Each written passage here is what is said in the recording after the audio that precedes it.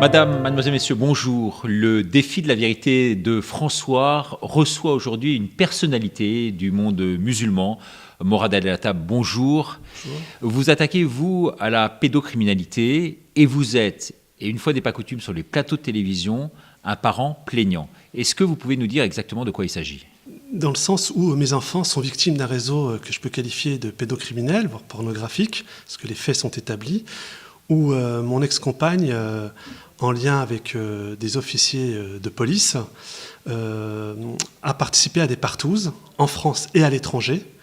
Et à la suite de ça, il y a une audition de mes enfants, j'ai été amené à découvrir, malheureusement, comme beaucoup de parents plaignants, parce que c'est un phénomène systémique, les falsifications d'enquête au sein de la police nationale, je parle d'une minorité de personnes, des pactes de corruption entre des magistrats et des agents de police, voire des associations, et des falsifications de documents, bien sûr. On a découvert Parce que vous, c'est vraiment le problème principal en ce qui vous concerne. Bien sûr, c'est que des pièces ont disparu. Alors, des pièces capitales. Quelles pièces ? Exemple, la pièce... un rapport d'une conseillère ordinale qui avait établi que, parce qu'il l'avait reconnu, que le médecin expert psychiatre choisi dans mon affaire, le docteur Michel Dubec, apologiste du viol, avait reconnu que la juge d'affaires familiales lui avait téléphoné et que ça lui a volontairement influencé dans son rapport contre moi.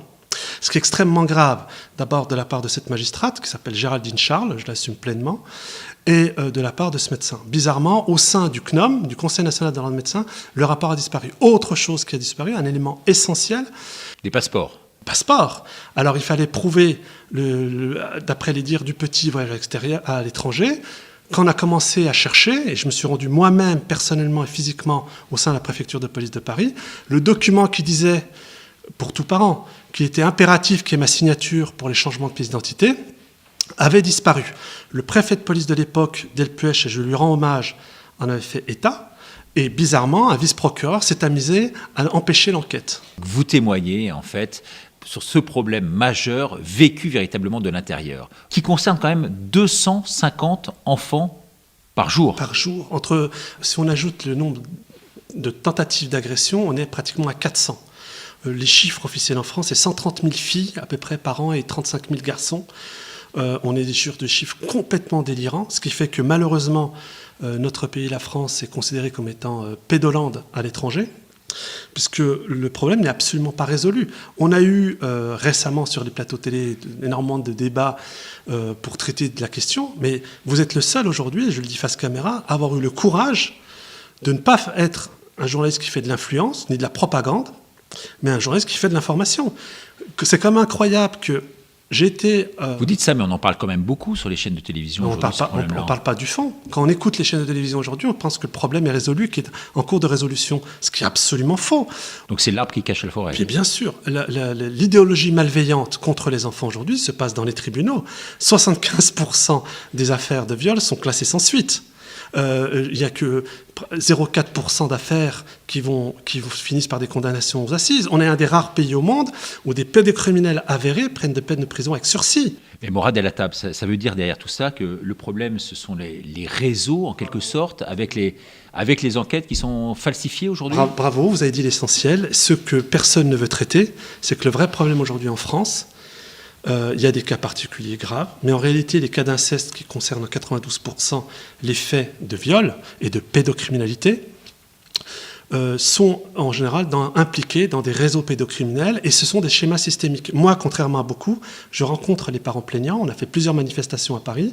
J'aurais bien voulu que la presse, Le Point, Le Monde, qui, sans être venus, sans rencontrer les parents plaignants, ont osé dire que ces manifestations, c'était QAnon.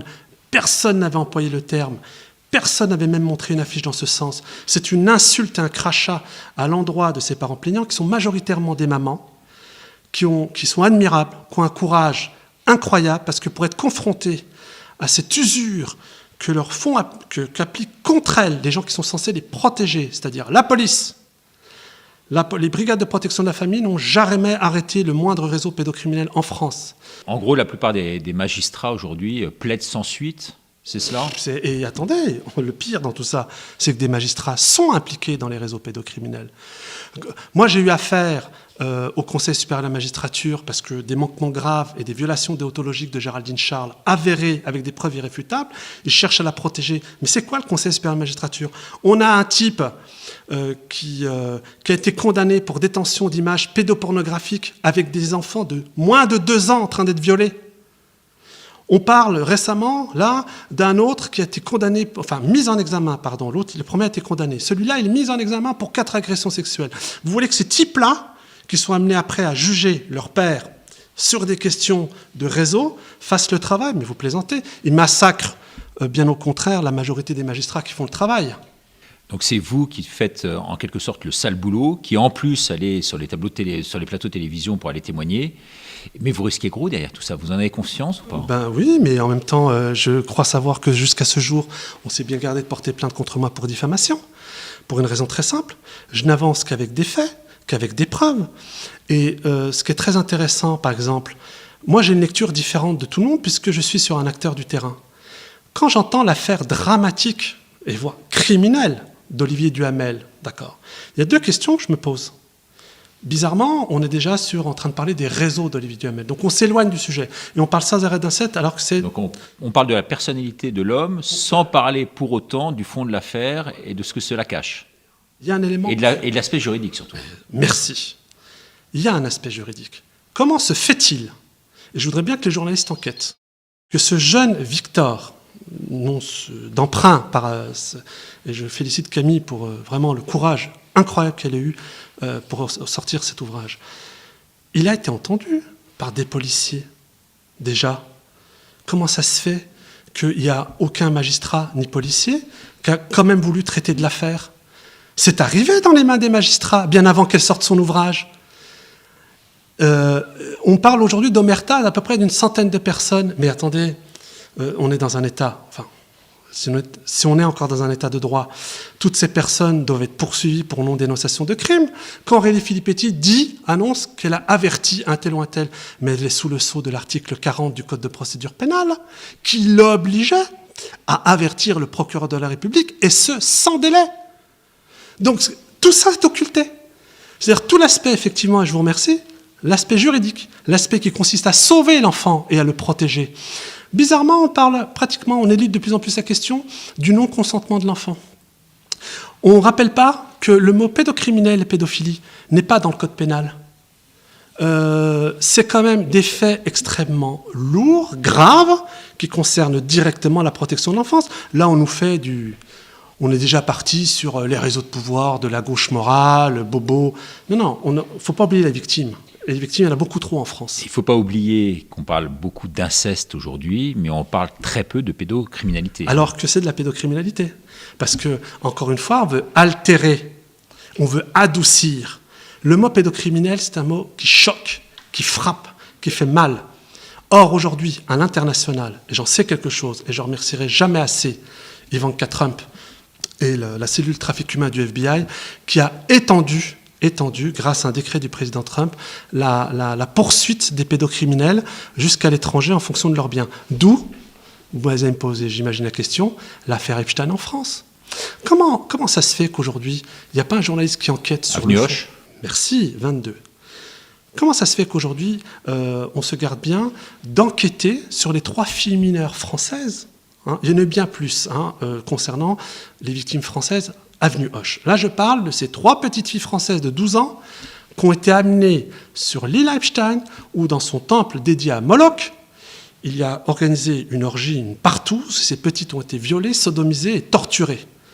Comment elles ont pu quitter le territoire national s'il n'y avait pas eu de complicité au sein de la préfecture de police de Paris? D'après vous, ça concerne la préfecture de police de Paris ou les hautes instances aujourd'hui qui nous dirigent? Les deux. Les deux. Aujourd'hui, j'ai démontré qu'il se passait quelque chose d'extrêmement grave au niveau national, puisque j'ai été amené à me rendre compte que dans ma propre affaire, il y avait des agents de la DGSI qui étaient intervenus pour couvrir, parce que certains d'entre eux d'ailleurs y participaient, je parle d'une minorité de personnes. Alors on me dit, mais attends, c'est énorme, qu'est-ce que la DGSI fait là-dedans? Mais attendez, vous plaisantez ou quoi? En juin 2019, le commandant de la DGSI dans les Ardennes, donc c'est quand même pas n'importe qui, c'était le patron de l'antiterrorisme dans une des zones françaises les plus criminogènes en termes de risque d'attentat. Bien sûr, il a été attrapé. Pourquoi? Et mis en examen pour viol sur mineur. Et attendez, et c'est là où j'en viens. Non seulement viol sur mineur, mais sur son ordinateur professionnel et privé, on y a découvert plus de 10 000 vidéos et images pédopornographiques. Ce type était dans un réseau, et en plus les Ardennes, ça vous appelle Fourniret, ça rappelle beaucoup de mauvais souvenirs aux Français dans le cadre des luttes contre la pédocriminalité. Il s'avère qu'aujourd'hui, on en a la preuve irréfutable que des gens qui sont habilités secret défense participent à l'orchestration des réseaux pédocriminels.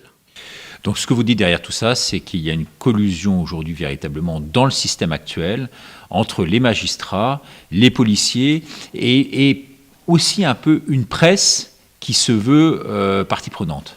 En tout cas, elle se veut moralisatrice. Moi, je la renvoie à cette presse-là, à la déclaration des devoirs et droits du journaliste qui a été signée le 24 et le 25 novembre 1971 à Munich, qui rappelle bien aux journalistes la réalité de leur devoir, qui est de défendre la liberté de l'information. C'est pas normal. Mais de ne pas livrer leurs sources. Mais c'est évident. Mais à partir du moment... Mais aussi, ils doivent défendre la liberté du commentaire et de la critique. Vous voyez des débats aujourd'hui sur cette thématique? Moi, je vais vous dire une chose. On renvoie souvent aux parents plaignants le fait qu'ils soient dans l'émotion. Ce n'est pas mon cas. J'ai appris à être très froid parce que c'est des sujets lourds.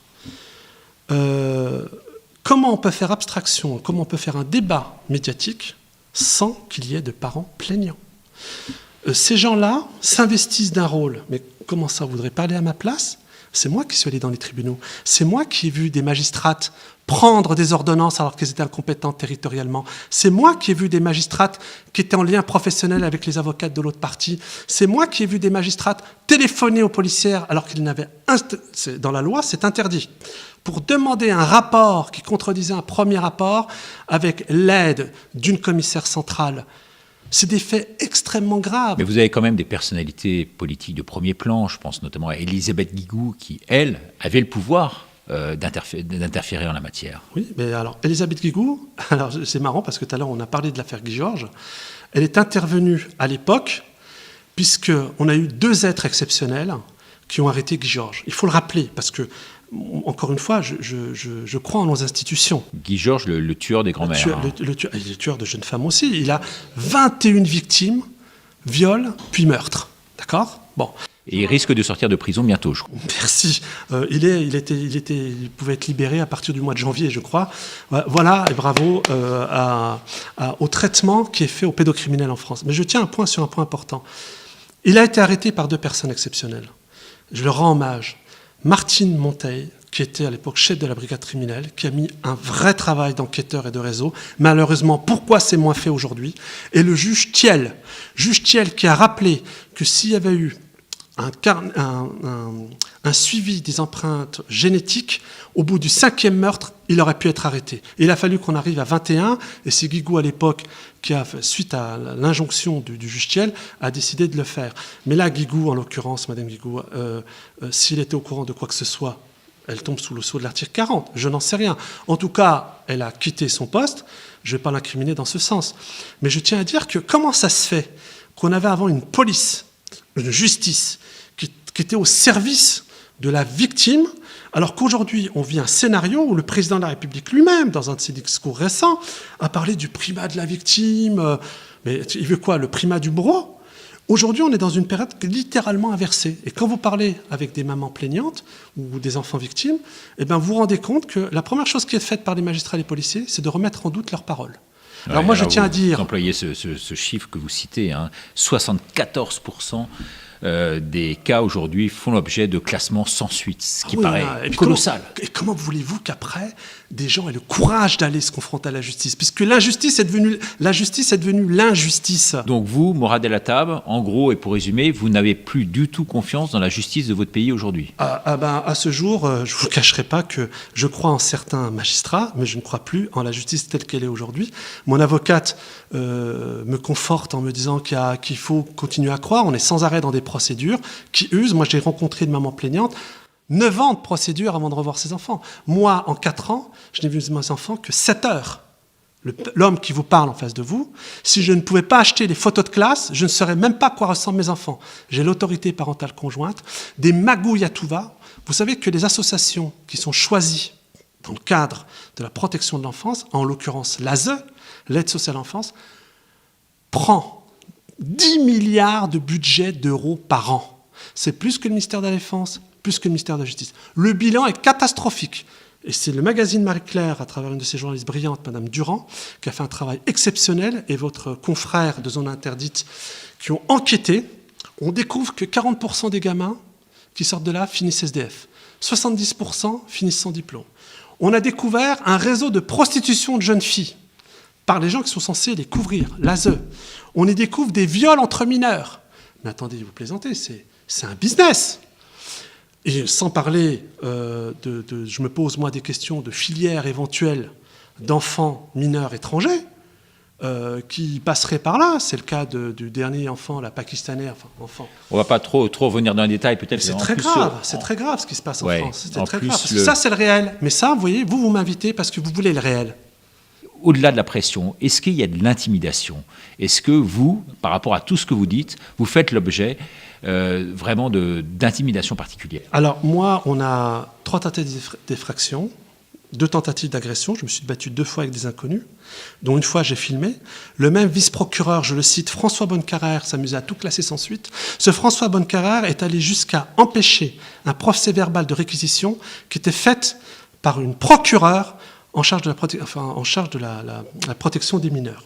Donc vous voyez que le délire va très loin. Ce sont des gens qui, lorsqu'ils décident de servir un réseau pornographique ou pédocriminel, ne s'appliquent pas eux-mêmes leur propre code de déontologie. C'est pourquoi moi, personnellement, au regard de toutes les affaires que j'ai entendues, et j'embrasse de tout cœur toutes ces mamans qui se battent avec un courage sans nom, parce que ce sont des vraies guerrières, moi je demande la modification de l'ordonnance de 58 dans les yeux. Je veux que nos magistrats, il y soit inscrit la responsabilité pénale de nos magistrats, avec un jury populaire composé pour moitié de policiers, de gendarmes et de militaires. Mais aussi, pour pas qu'ils soient trompés, je demande à ce que dans le code de déontologie des avocats, si un avocat cherche à tromper ce qu'on appelle la religion du juge, il soit poursuivi pour parjure. Parce que malheureusement, dans mon affaire, une avocate présente des attestations qui n'ont aucune valeur juridique, dans ses conclusions, même pas signées, et c'est validé par les juges. Donc pas de correctionnel, mais véritablement du pénal aujourd'hui, c'est ce que vous revendiquez. Alors, autre point que vous évoquez, comment ça se fait que la loi Schiappa, depuis qu'ils se sont amusés, entre guillemets je dis amusés, parce que c'est pas drôle pour les enfants, on a transformé les viols pour enfants en termes d'agression sexuelle. Et vous savez pourquoi? Parce que viol, c'était les assises. Et pour désengorger, soi-disant, les assises, on a dit maintenant un enfant, s'il est victime, c'est une agression sexuelle. Donc c'est moins de 10 ans. C'est ce que nous a expliqué Carl Zéro, qu'on a eu il y a quelques jours sur cette antenne. Carl Zéro, avec qui vous devez travailler du reste. Bien sûr, mais moi je félicite tous ces lanceurs d'alerte. Moi, je n'ai jamais... l'essentiel pour moi, ce n'est pas ce que j'incarne en tant que messager ou Carl Zéro, c'est le message. Aujourd'hui, les enfants de France sont en danger en France parce qu'en réalité, ce qui compte, et vous l'avez mis le doigt là-dessus, et personne n'en parle aujourd'hui, ce sont les réseaux pédocriminels. Ils sont systémiques. C'est toujours les mêmes scénarios. Falsification d'enquête de la police, des magistrats qui classent sans suite ou qui s'amusent à écarter le parent plaignant, se servent d'un expert psychiatre, souvent bidon, parce que là, c'est pas Perron et Raoult, hein, d'accord, des tocards qui vont s'amuser à faire des faux. Vous savez qu'aujourd'hui en France, on enlève des enfants à leur maman parce que c'est soi-disant trop fusionnel. Hein? Pourquoi la même ASE n'est pas partie chez M. Duhamel quand il tapissait son mur des fesses et des seins de ses beaux enfants? Pourquoi l'ASE n'y est pas allée là? Alors peut-être effectivement une dernière question dans ce monde si glauque C'est vrai que les gens qui nous regardent doivent se dire dans quel monde vit-on aujourd'hui ? Ouais, dans quelle France vit-on ? Peut-être une toute dernière question. Vous dites qu'il y a aussi, derrière l'arbre qui cache la forêt, il y a une volonté derrière vous de récupération à la fois politique et religieuse. Qu'est-ce que vous entendez par cela ? Alors, deux choses. Je vous renvoie d'abord à une lettre remarquable, lettre ouverte, qu'a fait une association qui s'appelle Red Family, redfamily.fr, qui ont déjà fait plus de 600 envois mails au président de la République et qui racontent dans le détail, ils ont fait un travail super, ce qui se passe réellement en France et à la fin, en partie, mon affaire. Moi, je dis une chose, c'est que des journalistes comme vous font le travail. Nexus l'avait fait dès 2014 en interrogeant Jean-Pierre Mocky. Jean-Pierre Mocky, à l'époque, le réalisateur Jean-Pierre Mocky, dont le film Les Balais écarlates, sorti en 2004, ont été interdits en salle, disait que si on faisait rien aujourd'hui au niveau législateur, c'est que dans les réseaux pédocriminels, il y avait des hommes politiques et des juges. Donc c'est pas moi qui l'invente. Okay ? Emmanuel Macron fait une erreur stratégique monumentale. Parce qu'il est dans la stratégie, il n'est pas dans l'empathie. Bon. Emmanuel Macron est au courant de mon affaire. Il est au courant des agents de la DGSI mouillés gravement dans le réseau pédocriminel où sont tombés mes enfants. Et pourquoi il n'agit pas ? Alors, il va être obligé d'agir parce que moi, je vais sortir prochainement un ouvrage qui répond totalement à votre question, qui est une synthèse actualisée et une approche complète de la question terroriste en France, puisqu'il est question de la DGSI. Alors je vous le montre, et c'est un scoop. Je viens de signer on aime bien les scoops ici, alors allez-y, montrez-le devant la caméra. Voilà. Macron, la haine de l'islam, pourquoi elle se trompe de cible. Emmanuel Macron, je lui dis publiquement, cher Monsieur le Président, vous faites preuve, pour l'instant, d'une grave incompétence et d'une grave irresponsabilité. Pas devant moi, devant la France entière et devant les enfants de France. Il se sert aujourd'hui, lui et son gouvernement, pour tout détruire, jusqu'à nos libertés, jusqu'au droit sur nos enfants, d'un prétexte de soi-disant danger islamiste sur le territoire. Danger sanitaire, en l'occurrence. Voilà. Et aussi sanitaire. Mais mais surtout sanitaire. C'est une dictature sanitaire aujourd'hui, c'est même plus un danger. Mais qu'est-ce qu'il fait, M. Emmanuel Macron ? Il se sert de cette thématique pour revenir sur tous les droits des Français. La sécurité, l'éducation et maintenant la santé. Alors je l'invite très fortement à devenir président de la République pour tous les Français, apprendre à protéger d'abord les enfants parce que c'est l'avenir. Et il faut qu'il sache une chose, c'est que je ne le lâcherai pas, j'irai jusqu'au bout. Et il n'est pas bon pour lui, aujourd'hui, de se positionner du côté des agresseurs, des corrupteurs, des falsificateurs d'enquête, même si parmi eux il y a des magistrats, honte à eux. Et c'est pour ça que je lui dis un point très important. Aujourd'hui, la France n'est plus un État de droit depuis qu'Emmanuel Valls avait signé ce fameux décret mettant l'autorité judiciaire sous le contrôle du politique. Et aujourd'hui, nous avons une justice politique. Je voudrais que nos magistrats, s'applique à juger en droit et non pas en opportunité, surtout pour nos enfants. Merci beaucoup, Morad El-Hattab, d'être venu sur ce plateau. Vous représentez, vous, à peu près 700 000 musulmans en France, donc vous avez un pouvoir d'influence. Réel. Et un pouvoir médiatique aussi, on l'a vu à travers cette émission. En tout cas, merci d'être venu. Je vous remercie. Merci aux téléspectateurs de pouvoir réagir immédiatement sur notre invité, Morad El-Hattab, sur ce qu'il vient de dire, sur le contenu de son intervention véritablement. Est-ce que vous avez été choqué ? Est-ce que pour vous, c'est une évidence par rapport à ce défi de la vérité enregistré donc pour le compte de François ? Merci beaucoup et à très bientôt. Au revoir.